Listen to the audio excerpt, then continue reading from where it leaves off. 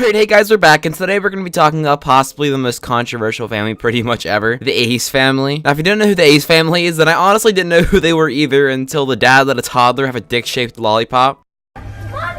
Show Catherine what you have in your hand. Show Catherine.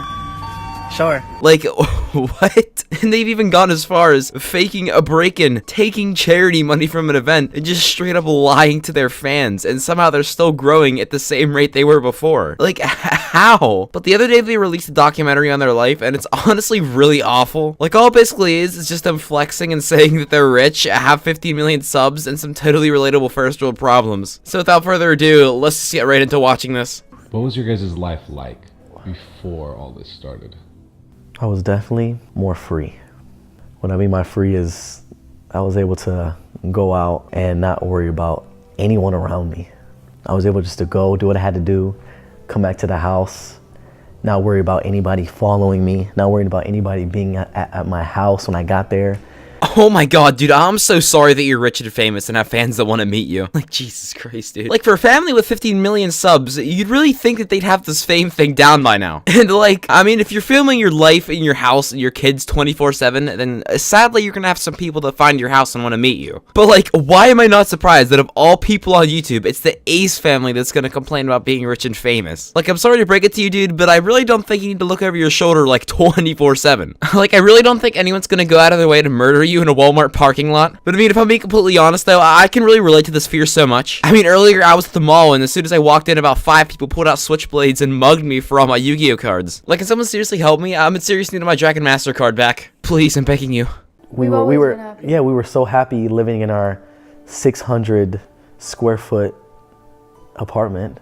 Oh my god, did you guys just hear that? I mean, these two used to be so deprived, you know? Like, honestly, I couldn't tell you how they survived in only a 600 square foot apartment without going absolutely insane. Like, Jesus, dude, clearly this family was already making some serious bread even before they were famous YouTubers. And now that they're making even more money, it's just gonna make them so more disconnected from reality. Like, it's ridiculous. Like, literally, some of the starting lines of this documentary was him complaining about being rich and famous. Like, how more disconnected can you get? Like, at this point, this family's probably so rich they could literally buy my entire family and sell us off to a Nigerian prince for some trunk change. So guys, if I ever stop uploading and then just assume I've been sold into the black market by the Ace family and I'm now being used as a rug in a Ugandan king's castle. Not worrying about, you know, friends or acquaintances, people that I meet wanting something from me.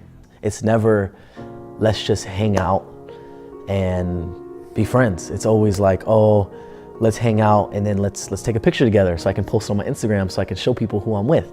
Yeah, dude, is there really anything wrong with a friend wanting a picture with you? Like, this may sound a little bit crazy, but I think people might just like to post about what they're doing on social media because that's basically the point of it. Like, just because you're famous doesn't mean that whenever a friend wants a picture with you that it means that they want to show you off. I mean, that sounds a little bit egotistical, don't you think? Like, just imagine being friends with this guy and then wanting a picture with all the people you're hanging out with. And he's just like, nah, you're just a dirty little clout chaser. Like, what an absolute peach, man. We were in like a struggle. Before that moment, we were living at my dad's house. When we first moved into this spot, we were unable to afford furniture for the first, I want to say 2 weeks. Oh my gosh, guys, just imagine the great struggle these two went through whenever they found out that their dad was gonna let them live with them. Like, honestly, they're just lucky to have a dad that can afford to do that, because if I was this man's dad, I would tell them to go live in a McDonald's dumpster. Because the sad part about this is the reason that they were struggling was because they made the horrible financial decision of buying this big fancy apartment that they couldn't even afford furniture for yet. Like, I'm no genius, but according to my first grade level knowledge here, you really shouldn't be making decisions like that. Like, it's sad that I'm only 16 and I already know that you shouldn't be doing that, because both these people here are grown adults. Like, oh my gosh, dude, I'm gonna have an aneurysm. It's frustrating because it's like whenever we do something good, whenever we give back or we trying to help people, like no one ever really talks about that. But as soon as like something comes up to where the Ace family is looked at in a bad light, like people hop on the bandwagon so quick and and that shit will make the news.